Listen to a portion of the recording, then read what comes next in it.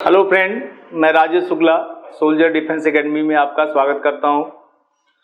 बच्चों देखिए, आपका एयरफोर्स का एग्ज़ाम है और एयरफोर्स के एग्ज़ाम में जो आपका क्वेश्चन पूछा जाता है बेटा, वो कम से कम समय में आपको सही आंसर आपको बताना है।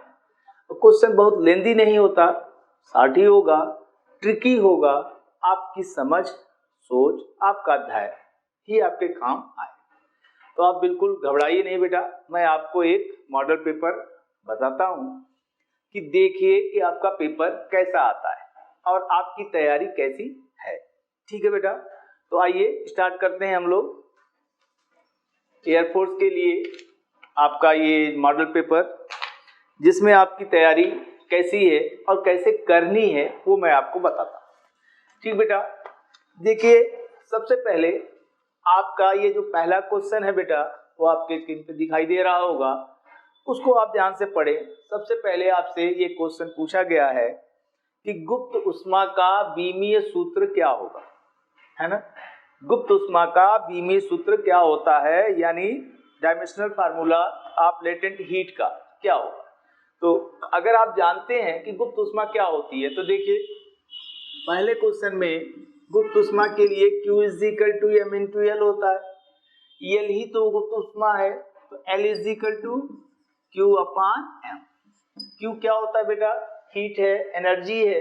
एनर्जी है तो उसका डायमेंशनल फार्मूला क्या होगा, M L square T minus two, और ये मास का एम होगा, तो आपको देखो एम से कैंसिल होगा, तो क्या मिलेगा, एल स्क्वायर टी माइनस हो गया। तो अब आप देखोगे कि आपके चारों ऑप्शन में कौन सा आंसर सही है बेटा। तो देखिए पहले में है m की power 0 L square T minus to है ना। तो यही तो आपका आंसर होगा, L square T minus to है। इसका मतलब m की पावर 0, और ये आपका सही है। इसका मतलब पहले क्वेश्चन में कौन सा ऑप्शन सही है बेटा, पहले में ए आपका आंसर सही है। तो गुप्त ऊष्मा की जो बीमा हो गई आपकी L square T minus two, यानी पहले क्वेश्चन का आंसर ए हो। ठीक है, अब हम लोग देखते हैं दूसरा क्या क्वेश्चन है। दूसरा क्वेश्चन है बेटा कि M L square T minus two किस भौतिक राशि की बीमा है। M L square T minus two किस भौतिक राशि की बीमा है, यानी सेकेंड नंबर क्वेश्चन में डायमेंशनल फार्मूला दिया है M L square T minus two किसका है, किलोग्राम मीटर स्क्वायर पर सेकेंड स्क्वायर। आप जानते हो किसका होता है, कार्य का, ऊर्जा का, है ना। तो कार्य है, ऊर्जा है, लेकिन ऑप्शन में आप देखो क्या है, पहला फोर्स बल, बल का तो होगा नहीं। सरफेस टेंशन, इसका भी नहीं होगा।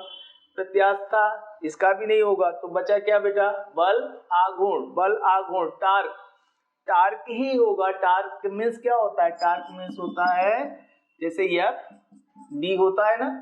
तो आपका क्या होगा, एफ का M L T minus two into D, यानी L M L square T minus two, यानी किसका होगा, बलाघूर्ण का होगा, टार्क का होगा। यानी दूसरे में कौन सा आंसर सही होगा, डी। ठीक है बेटा, समझ में आ रहा है। अब देखिए तीसरा क्वेश्चन क्या है आपका। तीसरा क्वेश्चन आपसे ये पूछा गया है, आपको अपने स्क्रीन पे दिखाई दे रहा होगा बेटा। तीसरा क्वेश्चन ये है कि स्वतंत्र रूप से गिरते हुए पिंड के द्वारा चौथे और पांचवें सेकंड में तय दूरियों का अनुपात। एक वस्तु है जो ऊपर से छोड़ी जा रही है, स्वतंत्र रूप, फ्रीली गिर रही है, इसका मतलब उसका इनिशियल वेलोसिटी, प्रारंभिक वेग क्या होगा, शून्य होगा ना, और वो नीचे गिर रही है। तो आपसे 4 सेकंड में नहीं पूछा, आपसे फोर्थ सेकंड, चौथे सेकंड, है ना, पांचवें वे, एनवे, टीवे, है ना, यानी फोर्थ, फिफ्थ। इसका क्या फार्मूला होता है, S is equal to U plus half A two T minus one होगा, है ना।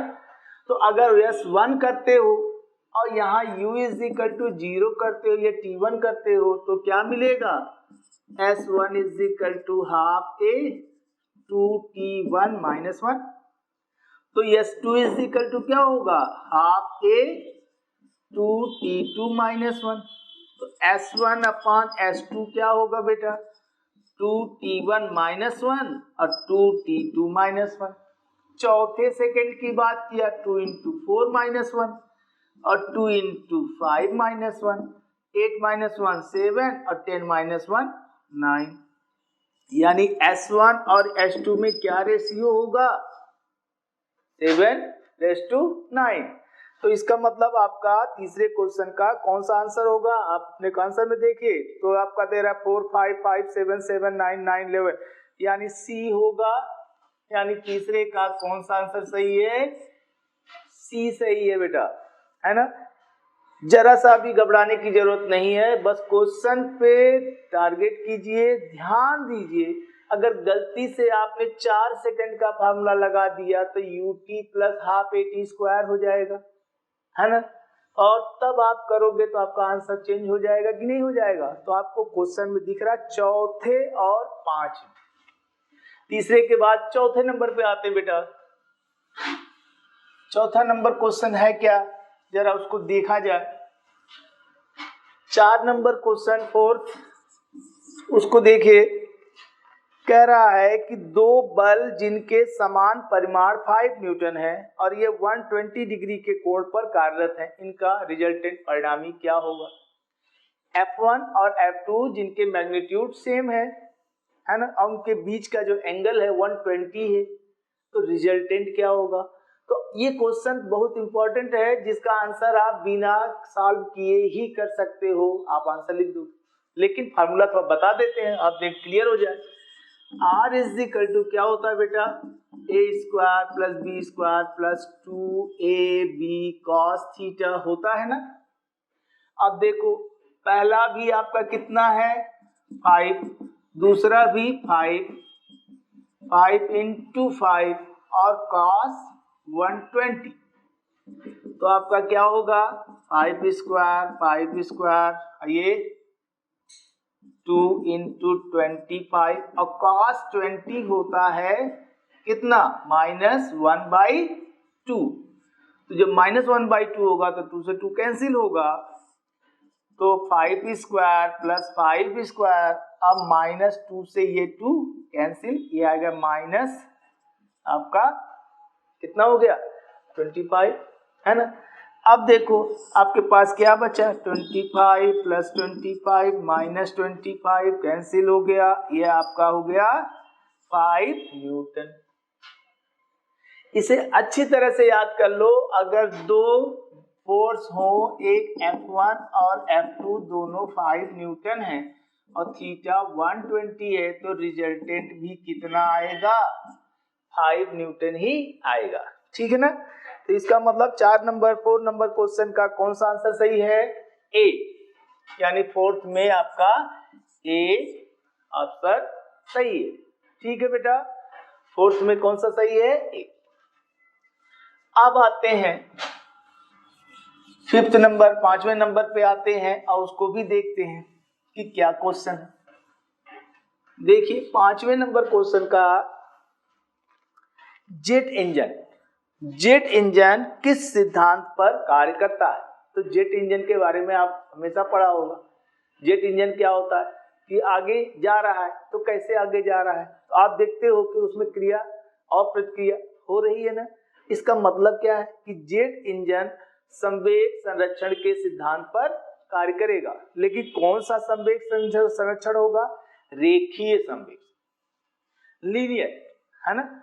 तो रेखीय संवेग संरक्षण होगा, किस सिद्धांत पे कार्य करता है, द्रव्यमान संरक्षण, ऊर्जा संरक्षण, रेखीय संवेग संरक्षण, कोणीय संवेग।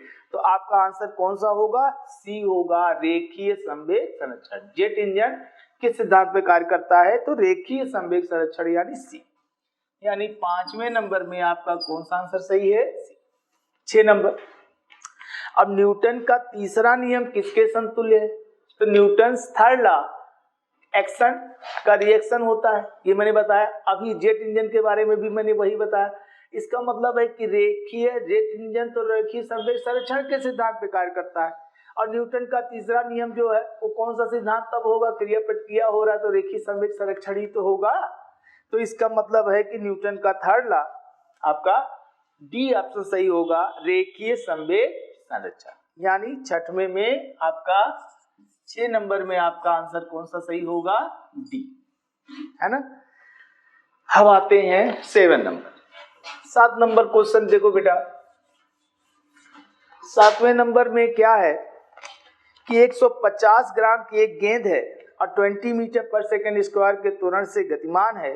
यदि इस पर समान बल 0.1 सेकंड के लिए आरोपित हो तो आवेग क्या हो।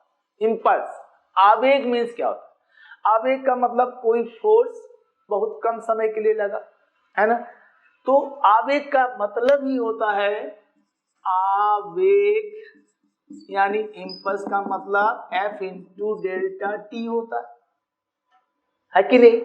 अब आप देखो यहाँ F के लिए क्या फार्मूला हो सकता है, M इंटू ए लिख सकते हैं और डेल्टा टी लिख सकते हैं। इंपल्स ही तो निकालना है, आवेग निकालना है। तो देखिए M 150 ग्राम है, यूनिट का ध्यान रखना, ग्राम है, तो 1000 से कर दोगे तो क्या बन जाएगा, केजी। ए कितना है, ए है आपका 20 और डेल्टा टी कितना है 0.1। देखो बेटा 0.15 और ये 20 इंटू 0.1 यानी 2 1 और ये कितना हो जाएगा 30, पॉइंट लगा दो 0.30 यानी कितना आया 0.3 न्यूटन सेकेंड। तो कौन सा आंसर सही होगा 7 नंबर में 0.3 न्यूटन सेकेंड, यानी बी ऑप्शन आपका, ये 7 नंबर क्वेश्चन 7 का बी सही होगा 0.3 न्यूटन सेकेंड, है ना। अब आते हैं 8 नंबर। समझ में आ रहा है बेटा, कोई दिक्कत, फटाफट होगा, 2 4 5 न्यूमेरिकल्स ज्यादा से ज्यादा हो सकते हैं, बाकी सब थ्योरेटिकल ही आता। कॉन्सेप्ट क्लियर होगा, धैर्य के साथ काम करोगे, एक भी क्वेश्चन आपका गलत नहीं होगा। देखिए 8वें नंबर क्वेश्चन की बात है, तो 8वें नंबर में क्या है बेटा, 500 किलोग्राम की कार है और 50 मीटर रेडियस त्रिज्या के वृत्तीय पथ पर 36 किलोमीटर पर आवर की स्पीड से, कांस्टेंट स्पीड से, अचर चाल से गतिमान है। अभिकेंद्र बल क्या होगा, सेंट्रीपिटल फोर्स। सेंट्रीपिटल फोर्स होता क्या है, F = mv²/r होगा। अब आप देखो आपको क्वेश्चन में क्या क्या दिया है, m आपका है 500 kg और रेडियस आपका है 50 मीटर, लेकिन जो स्पीड है वो 36 किलोमीटर पर आवर। तो बेटा यहाँ आप सिर्फ यूनिट का ध्यान देना है, ये केजी है, मीटर है, ये किलोमीटर पर आवर है, इसको पहले मीटर पर सेकंड में चेंज करो। तो मीटर पर सेकंड में चेंज करोगे तो 36 इंटू, तो कितना होगा 10 मीटर पर सेकंड। अब देखो किलोमीटर पर आवर मीटर पर सेकंड में चेंज हो गया, अब आप इसमें रख लो। तो देखो F = आपका होगा 500 10 का स्क्वायर, है ना, और रेडियस आपका है, हो गया। अब देखो ये हो गया 500 और 100 अब बाई 2 हुआ, अब 500 में 2 का गुणा करोगे तो कितना आएगा 1000 न्यूटन। तो कौन सा आंसर सही हुआ, 8 नंबर में आपका सी ऑप्शन सही हुआ, 8 में आपका सी एकदम करेक्ट। ठीक है बेटा, फार्मूले याद होते हैं, कॉन्सेप्ट भी आपको होता है, सब कुछ होता है, बस कभी कभी यूनिट को चेंज नहीं करते जिसकी वजह से आंसर में गड़बड़ी आ जाती है। कोई केजी में दिया है, कोई मीटर में दिया है, कहीं किलोमीटर पर आवर है ना, कहीं टाइम का डिफरेंस है, तो आप उसको यूनिट का ध्यान जरूर रखिएगा, है ना। अब देखिए 9 नंबर क्वेश्चन क्या कह रहा है, तो 9th नंबर क्वेश्चन आप देखें और उसको पढ़ें कि 9th नंबर में क्या है। तो 9th नंबर क्वेश्चन है, एक पार्टिकल्स, एक कण जिस पर फोर्स लग रहा है F = 3i plus 5j plus 7k और डिस्प्लेसमेंट जो आपका है वो है 3i plus j minus 2k। ये वर्क डन, कार्य पूछ रहा है, तो W इज इक्वल टू क्या होता है, F डॉट S होता है। और F डॉट S में क्या होता है बेटा, जानते हो ना, I का I में मल्टीपल होगा, J का J में होगा और K का K में होगा। तो जरा देखो 3 इंटू 3 और यहाँ 5 है, यहाँ तो कुछ नहीं तो 1 है, तो 5 इंटू 1 और ये प्लस माइनस माइनस 7 इंटू 2 कितना हुआ 9 प्लस 5 माइनस 14 यानी 14 माइनस 14 यानी 0।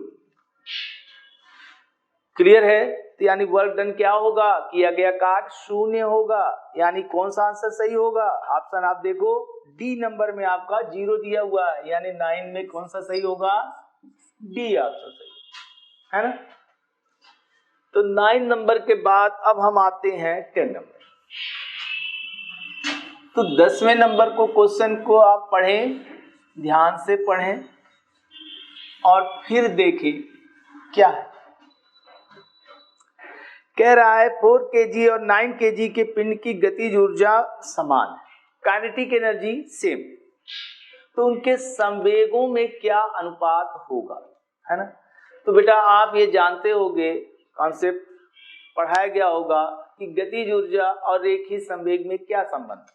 तो kinetic energy K is equal to P square upon 2m। ये समझ में आ रहा है कि नहीं समझ में आ रहा है? अगर नहीं समझ में आ रहा है तो आप इसको देख सकते हो। आप ये देखिए, आपका संवेग P is equal to mv होता है, momentum linear momentum P equal to mv होता है, तो v इज इक्वल टू क्या होगा, P upon m। Kinetic energy K is equal to half mv square होता है, तो हाफ m होगा, और v मतलब ये रख दे तो P square upon m square होगा, m से कैंसिल होगा, तो K इज इक्वल टू कितना होगा, P स्क्वायर अपॉन 2। क्लियर है? ये फार्मूला याद हो गया। अगर K इज इक्वल टू आपको डायरेक्ट याद रहेगा तो आपका समय बचेगा, और नहीं तो आपको करना पड़ेगा। तो K is equal to P square upon 2m है। अब देखिए क्या होगा कि कह रहा दोनों के काइनेटिक एनर्जी सेम है, तो काइनेटिक एनर्जी सेम है, K1 is equal to K2। उस हिसाब से अगर इसको देखा जाए तो P1 square upon 2m1 is equal to P2 square upon 2m2 same होगा, होगा कि नहीं होगा, होगा। अब हमको रेशियो बताना है लीनियर मोमेंटम में, रेखीय संवेग में, तो P1 upon P2, P1 upon P2 अगर हम लाएं तो ये तो कैंसिल होगा, ये इधर जाएगा, है ना। तो क्या मिलेगा, m1 upon m2 under root आएगा ना। अब देखो कितना कितना है बेटा, 4 और 9 यानी 2/3। यानी 10 नंबर क्वेश्चन में अगर काइनेटिक एनर्जी सेम है और उसके मास 4 और 9 है, तो रेखीय संवेगों में कितने का रेशियो होगा, अंडर रूट m1/m2 का, यानी 4/9 रूट में तो क्या होगा 2/3, यानी 2/3 का होगा। कौन सा ऑप्शन सही हुआ 10 में, सी। तो ये 10 नंबर क्वेश्चन था और ये आपका सी वाला आंसर सही है। ठीक है बेटा, ठीक है। अब आइए 10 के बाद 11 नंबर पे चलते हैं। 11 नंबर क्वेश्चन क्या है उसको देखा जाए। किसी ठोस गोले का जड़त्व आघूर्ण, moment of inertia of solid sphere. तो मोमेंट ऑफ इनर्शिया में आप कुछ फार्मूले याद कर लो, रट लो। सॉलिड ठोस गोले का क्या होगा, खोखले गोले का क्या होगा, ठोस गोले का क्या होगा, खोखले गोले का क्या होगा, रिंग का क्या होगा, वलय, रिंग वलय का क्या होगा, डिस्क का क्या होगा। ये बातें, ये 3 फार्मूले अगर आप याद कर लेते हो जुबानी, तो अक्सर देखोगे तो आपसे या तो ठोस गोला पूछता है, या खोखला गोला पूछता है, या डिस्क पूछता है, या रिंग पूछता है। ये 4 फार्मूले जिसमें आपका ये ऑप्शन है। ये बेटा बार बार पूछा जाता है, इनको याद किए रहिएगा। देखिए यहाँ ठोस गोला है, खोखला नहीं है। ठोस गोले का जड़ता गुण, तो जड़ता गुण क्या होगा ठोस गोले का, सॉलिड ठोस गोले का मोमेंट ऑफ इनर्शिया 2/5 mr² होता है ना। इसका मतलब 11 नंबर में कौन सा ऑप्शन सही है, ए सही है। क्लियर है, 11 में ए सही है। अगर खोखला गोला होता तो 2/3 mr² होता, ठोस गोला है। चलिए अब आते हैं 12 नंबर। 12 नंबर क्वेश्चन क्या है बेटा, 12 नंबर क्वेश्चन ये है कि पृथ्वी की सतह पर विषुवत रेखा से ध्रुवों की ओर जाने पर जी का मान। आप कहां जा रहे हो, इक्वेटर से पोल की ओर, तो आप जानते हो पोल पर जी का मान क्या होगा, सबसे ज्यादा होगा, है ना। यानी विषुवत से जब पोल की ओर जाएंगे तो जी का मान बढ़ेगा कि घटेगा, आप ही बताओ। जब सबसे ज्यादा पोल पर है तो पोल की ओर जाएंगे तो जी का बढ़ता जाएगा ना। इसका मतलब आंसर क्या होगा, बढ़ेगा। विषुवत से पोल की ओर जाएंगे तो बढ़ेगा, लेकिन पोल से विषुवत की ओर जाएंगे तो घटेगा। इक्वेटर से पोल की ओर जाएंगे तो बढ़ेगा, पोल से इक्वेटर की ओर आएंगे तो घटेगा, याद रखिएगा। तो आपका 12 नंबर में आंसर कौन सा सही होगा, बी होगा, और इसमें आपका आंसर होगा बढ़ेगा। चलिए 13 नंबर देखा जाए। 13 में है पलायन वेग का मान क्या होगा, पलायन वेग, है ना। पलायन वेग, इसके स्पीड जो होती है उसको आप जानते होंगे, वो क्या होता है, ऑर्बिटल स्पीड का √2 गुना, है ना। इसका मतलब है कि यहां पर फार्मूला क्या होगा, √2gme/r।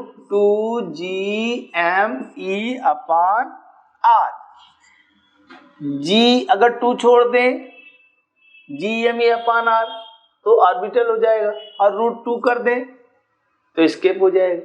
तो ये फार्मूला आपका सही है ना। ये कौन से ऑप्शन में है बेटा, बी में है। तो 13 में भी कौन सा आंसर सही है, बी ऑप्शन 13 का भी सही है। अब आते हैं 14 नंबर। 14 नंबर में क्या है, 14 में है एस्केप वेलोसिटी और ऑर्बिटल, है ना, कक्षीय वेग और पलायन वेग में क्या रिलेशन है, तो मैं पहले ही बता दिया है ना।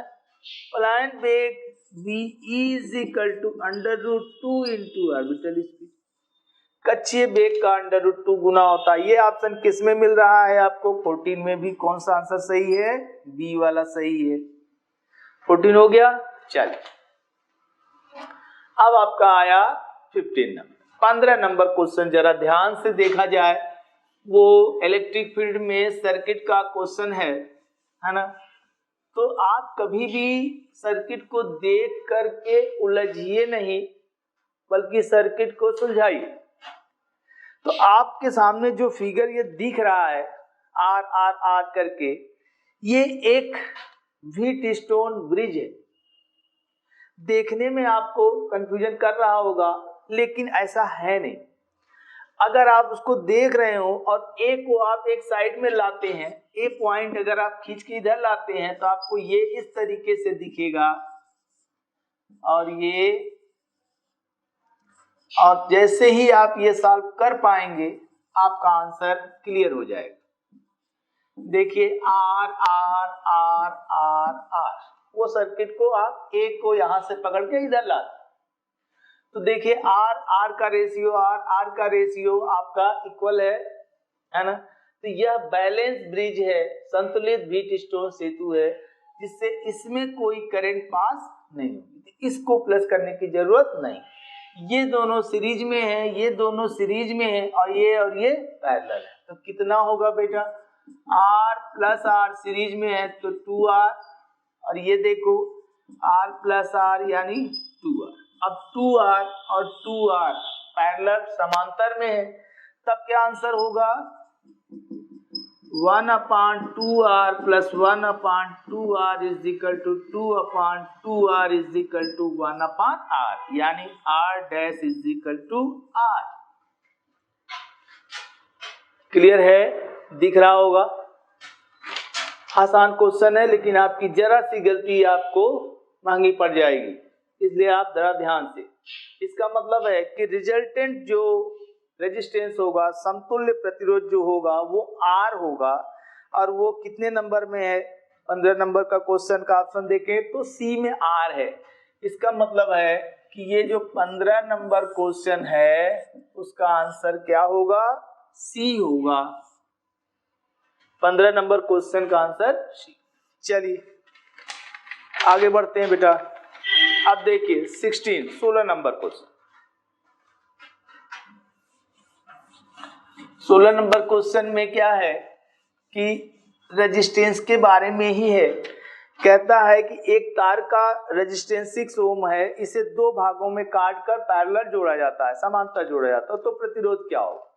देखो, एक वायर है, इसका रेजिस्टेंस 6 ओम है। अगर इसके दो पार्ट कर दिए ऐसे, तो इसका मतलब दो इक्वल पार्ट किए तो दोनों की लेंथ सेम होगी, आधी लंबाई हो गई।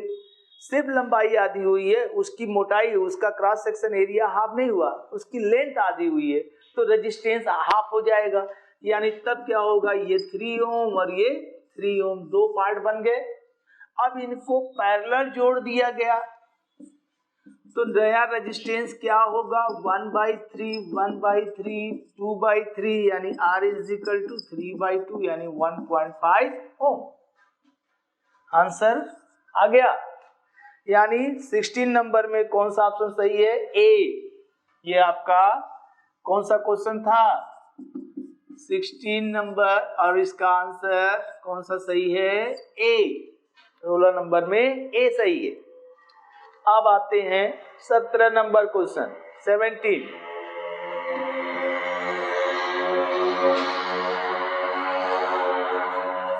17 नंबर क्वेश्चन बेटा जरा ध्यान दीजिए। 17 नंबर क्वेश्चन में क्या है?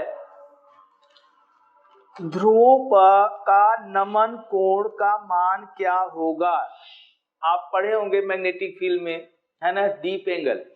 डीप एंगल यानी नमन कोण, नति का कोण। ठीक, तो आपने सुना होगा कि अगर किसी चुंबकीय सुई को पोल पर ले जाते हैं तो वो वहां पर क्या होता है? 90 डिग्री पर घूम जाता है ना।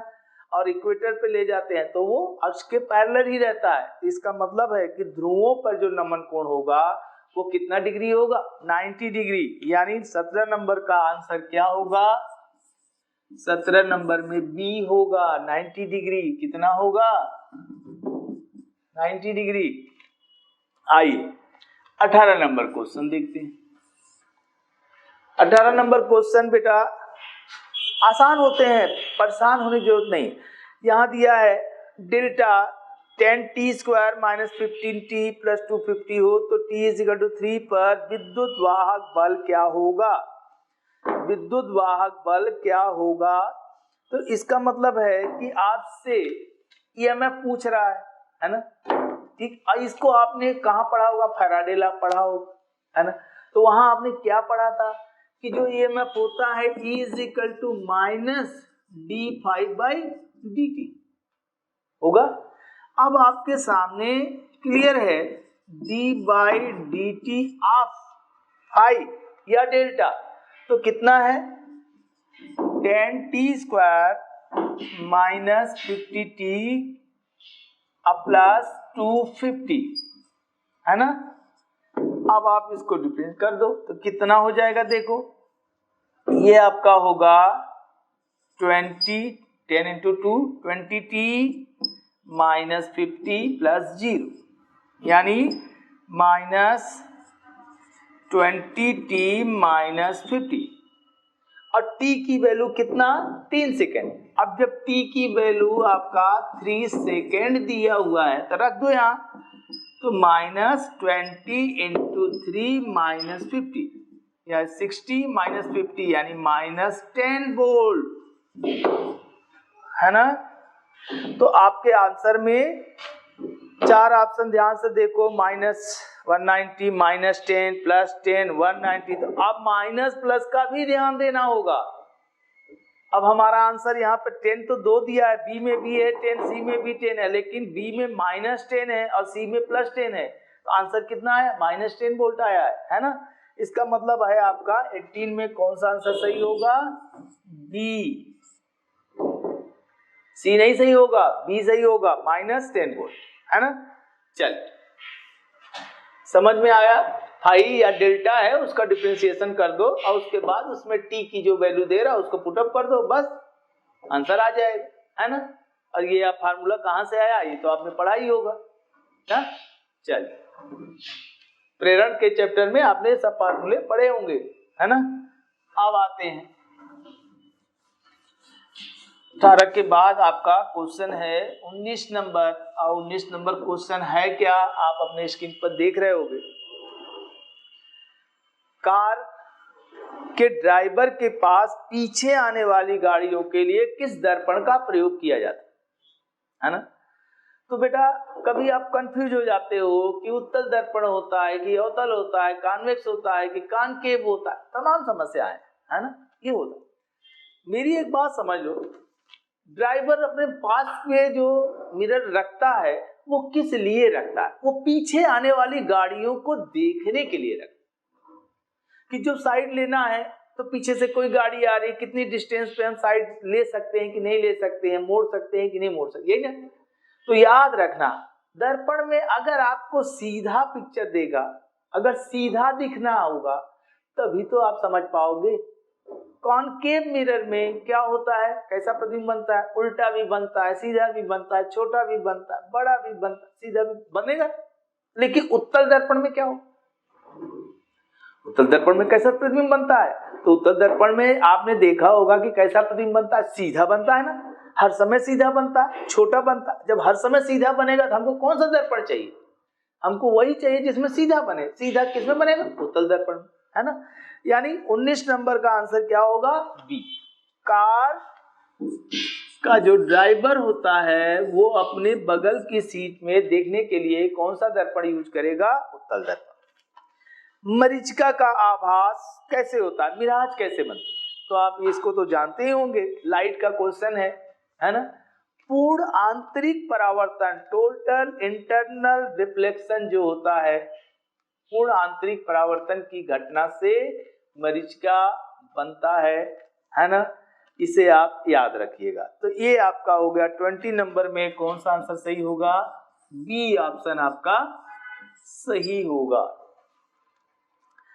21 नंबर क्वेश्चन देखते हैं, ये भी आपका लाइट का क्वेश्चन है, लाइट का क्वेश्चन है 21 नंबर। और 21 नंबर क्वेश्चन की खासियत क्या है जरा उसको देख लिया जाए। कहता है कि एक उत्तल लेंस की फोकल लेंथ 10 सेमी है, एन की वैल्यू 1.5 है और एक कर्व का रेडियस 7.5 है और दूसरे का पूछ रहा है। तो लेंस मेकर फार्मूला आप जानते हो, 1/f is equal to n minus 1 1/r1 minus 1/r2 होता है कि नहीं होता? इसमें वैल्यू किसकी किसकी दिया है? f दिया है 10 सेंटीमीटर, n दिया है 1.5 और r1 दिया है 7.5 और r2 दिया नहीं है, मान लो r है। और एक बात आप जान लो कि जब कॉन्वेक्स मिरर की बात हो, लेंस की बात होगी तो ये R1 होगा और ये R2 होगा। तो R1 पॉजिटिव है और R2 नेगेटिव, ये प्लस होता है और ये माइनस। तो सीधी सी बात है कि R1 ये प्लस होगा और ये, अब रख दो और आंसर ले लो बेटा। 1.5 minus 1 minus R 1/10 0.5 1/7.5 plus 1/r 0.5 है, इसको इधर लाए, है ना। तो कितना हो जाएगा देखो, 1/10 0.5 मीन्स 1/2 1/7.5 प्लस 1/r, 2 से कैंसिल कर दो तो ये कट गया, तो 1/5 और 1/7.5 अब प्लस 1/r। यहां तक समझ में आया। अब इसको सॉल्व कर लेते हैं ऊपर। तो देखिए अब आपका यही जब यहां आएगा बेटा तो 1/r इज इक्वल टू कितना होगा 1/5 माइनस 1/7.5। आपका आंसर ये देखो 7.5 हो गया, ये आपका 1.5 हुआ, अब -1 यानी 0.5 7.5 क्लियर है। अब देखो कैंसिल कर दीजिए आप तो आपका होगा 1/15 यानी r is equal to 1/r is equal to 1/15 तो r is equal to 15 centimetre. यही आंसर आपका होगा 21 नंबर में। तो 21 नंबर क्वेश्चन का आंसर अगर ये है तो ऑप्शन कौन सा सही है बेटा, सी ऑप्शन। तो यानी 21 नंबर में हमारा कौन सा आंसर सही है, सी आंसर सही हो गया। अब अगला 22 नंबर समझ में आ रहा है। अब 22 नंबर का क्या है उसको देखा जाए। 22 नंबर का क्वेश्चन आपका स्क्रीन पर आपको दिख रहा होगा, उसको पढ़ें और ध्यान से करें। 22 ये हीट का क्वेश्चन है, उष्मा का। 0.0 डिग्री के 5 ग्राम के बर्फ को 40 डिग्री के 20 ग्राम पानी में डाला जाता है तो मिश्रण का ताप क्या होगा। जब अलग अलग ताप की दो वस्तुओं को मिलाया जाता है तो एक उष्मा देगा और दूसरा उष्मा लेगा। अब बर्फ और गर्म पानी मिलाओगे तो गर्म पानी उष्मा देगा और बर्फ उष्मा लेगा। तो सोचो कि गर्म पानी उष्मा देगा कितना। मान लेते हैं मिक्सचर का टेम्परेचर क्या होगा T। तो ये आपका 22 नंबर है। तो पहले दी गई उष्मा, कितना उष्मा देगा देने वाला, तो कितना है 40 डिग्री का है और 20 ग्राम है तो ms डेल्टा T। तो 20 ग्राम है और विशिष्ट उष्मा S = 1 होगा और 40 डिग्री है। अब मिक्सचर का टेम्परेचर हम T मान ले। ये देगा और लेगा कितना उष्मा, बर्फ है उष्मा लेगा कितना। तो पहले 0 डिग्री का बर्फ है तो 0 डिग्री का बर्फ क्या होगा बेटा, पिघलेगा। तो 0 डिग्री का क्या बनेगा, जल बनेगा। पिघलने में कितनी उष्मा लेगा, ml, और उसके बाद हीट होगा तो ms डेल्टा T है ना। तो देखो कितना है 5 ग्राम है बर्फ और लेटेंट हीट होती कितनी है बर्फ की 80 प्लस डेल्टा T कितना होगा, डेल्टा T तो T -0 डिग्री है ना। ये 40 डिग्री सेंटीग्रेड था 0 डिग्री। तो ये आपका Q2 हो गया 400 प्लस 5T। इतना उष्मा दिया और इतना उष्मा लिया है ना। तो दोनों इक्वल होंगे तो Q1 is equal to Q2। तो देखिए यहाँ कितना आने वाला है, ये आपका होगा 20 × 40 अगर देखा जाए तो 800 माइनस 20T होगा है ना। यानी ये देने वाला तो आपको मिलेगा 800 माइनस 20T और लेने वाला 400 प्लस 5। इसको इधर लाते हैं उसको उधर ले जाते हैं तो देखो ये इधर आएगा तो 800 माइनस 400 और ये इधर जाएगा तो 5T प्लस 20T है ना। इसका मतलब हो गया कि अगर आंसर देखें इसका तो हमारे पास क्या आने वाला है 25T इज इक्वल टू 400। तो T इज इक्वल टू कितना 25 चौका 100 4 चौका 16 16 degree centigrade 16 degree temperature mixture का होगा। और ये किस ऑप्शन में है आप चेक कर लो। तो ये आपका है बी ऑप्शन, यानी 22 में कौन सा आंसर सही होगा, बी सही होगा। क्लियर है बेटा। हीट का क्वेश्चन है ना। अगर गलती से आप भूल गए सिर्फ ms डेल्टा T लगाया ml लगाया तो आंसर गलत हो जाएगा। है ना। तो ऐसे ही क्वेश्चन आपसे एयरफोर्स में पूछे जाते हैं और आपके कॉन्फिडेंस का एग्जाम होता है। ना बहुत बड़े क्वेश्चन पूछे जाते हैं, है ना, सिर्फ ट्रिकी क्वेश्चन पूछे जाते हैं जो कम से कम समय में, है ना, मैं आपको एक्सप्लेन करते हुए बता रहा हूं, वरना आपके पास इतना टाइम नहीं रहेगा, है ना। आपको क्वेश्चन देखना, आपको सॉल्व करके आंसर। हाँ, एक बात और, किसी भी गलत क्वेश्चन को टिक मत करिएगा। जितने क्वेश्चन आपको करेक्ट आते हो उतने ही करिए, है ना, माइनस मार्किंग। अब आते हैं 22 के बाद बेटा 23 नंबर। 23 नंबर क्वेश्चन है क्या, वो देखो, ये थ्योरेटिकल है। किस प्रक्रम में आंतरिक ऊर्जा नियत रहती है? इंटरनल एनर्जी कांस्टेंट होगी। तो आंतरिक ऊर्जा कांस्टेंट कब होगी? इंटरनल एनर्जी कांस्टेंट कब होगी? आंतरिक ऊर्जा डिपेंड किस पे करती है? तो आपको पता होना चाहिए ना, ये किस पर डिपेंड करती है? टेम्परेचर। अगर टेम्परेचर कांस्टेंट होगा तो इंटरनल एनर्जी कांस्टेंट होगी।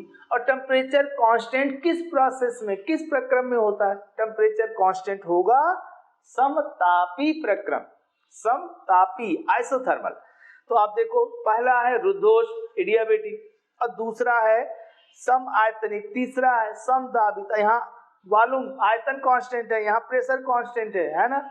लेकिन डी ऑप्शन में समतापी है, समतापी आइसोथर्मल है ना।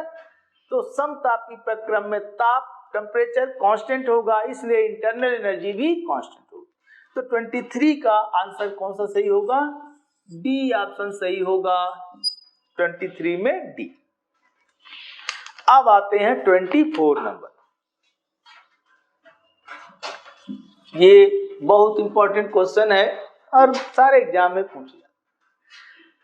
यदि संवेग को 50% बढ़ा दिया जाए, 50% बढ़ा दिया जाए, तो काइनेटिक एनर्जी कितने परसेंट बढ़ जाएगी? संवेग 50% बढ़ा दें, गतिज ऊर्जा कितने परसेंट? ये इस तरह से भी पूछा जा सकता है कि अगर संवेग को दुगुना कर दें, संवेग को 2 गुना कर दें, 3 गुना कर दें, तो गतिज ऊर्जा कितने गुना हो जाएगी? तो इसके लिए बेटा आप अपने बेसिक कॉन्सेप्ट से भी सॉल्व कर सकते हो, और नहीं तो अगर आपको कम से कम समय में करना है तो मैं आपको एक ट्रिक बताता हूं, उसको ध्यान दो। संवेग की बात कर रहा है, अगर संवेग n गुना हो जाए, लीनियर मोमेंटम n टाइम हो जाए, तो काइनेटिक एनर्जी कितने परसेंट होगी? वो देखो, उसका फार्मूला होगा आपका, ये आपका 24 नंबर है। तो इसके लिए हमने फार्मूला बना रखा n² - 1 × 100। ये क्या है? अगर मोमेंटम n टाइम, संवेग n गुना हो जाए तब के लिए। लेकिन आपका क्वेश्चन क्या है, देखो, मान लेते हैं पहले P1 P है, संवेग P है, बाद में 50% बढ़ गया, तो P2 कितना होगा? P प्लस P का 50%, 50/100 यानी P प्लस P/2 यानी 3/2P। अब देखो, P1 से P2 कितना गुना है, कितने गुने हैं? कितना है? 3/2, यानी n की वैल्यू कितना? यही ना है यार, इसका 3/2 गुना, इसमें रख दो बेटा। तो देखो, 3/2 का स्क्वायर -1 × 100, 9/4 -1, तो 9/4 -1 यानी कितना? 5/4 × 100। 3 का स्क्वायर 9/4 और -1 तो 5/4। अब आप देखो, तो 25 और 25 × 5 125%। सिंपल आ गया ना। और इसको आप बेसिक कॉन्सेप्ट से लगाओगे तो आपका टाइम लॉस जाएगा, लेकिन आएगा। ये आपका हुआ 24 में सी ऑप्शन। तो 24 नंबर में कौन सा सही है? सी सही है। और इस टाइप के क्वेश्चन बेटा जरूर पूछे जाते हैं। संवेग 2 गुना, 4 गुना या 50%, 25% बढ़ जाए, घट जाए, सबके लिए बस आपको ये निकालना कितने गुना हुआ। n की वैल्यू आपने पा लिया, कितना टाइम हुआ उसको यहां रख दोगे, सॉल्व कर दोगे, आंसर आ जाएगा। अब आइए 25 नंबर और लास्ट क्वेश्चन। 25 नंबर क्वेश्चन में क्या है उसको देखा जाए कि एक वेक्टर i j के और i के बीच का एंगल पूछ रहा है।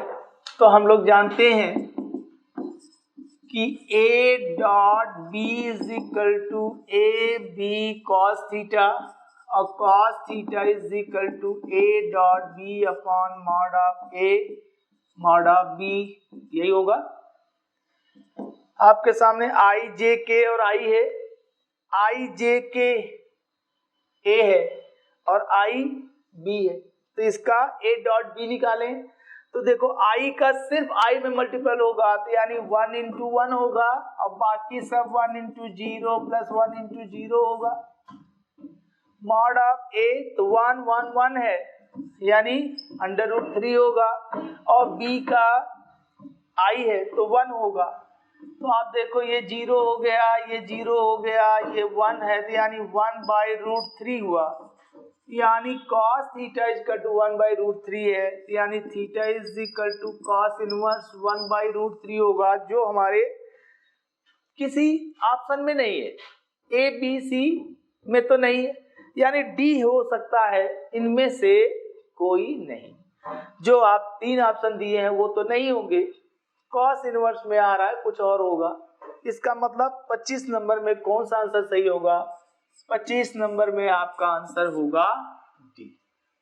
ठीक है बेटा, देखिए हमने आपको एक मॉडल पेपर के रूप में एयरफोर्स के एग्जाम में जिस टाइप का क्वेश्चन पूछा जाएगा उसके बारे में हमने आपसे चर्चा किया। तो बेटा आप क्या करेंगे एग्जाम के लिए, इसी तरह से अपनी प्रैक्टिस को जारी रखें और हमारी शुभकामनाएं हैं कि आपका सिलेक्शन जरूर। बस एक बात का ध्यान रखना बेटा, किसी भी गलत क्वेश्चन को टच नहीं करना है, जिसका कॉन्सेप्ट क्लियर हो, जिसमें आपको पूरा भरोसा हो, आप उतना ही क्वेश्चन, है ना।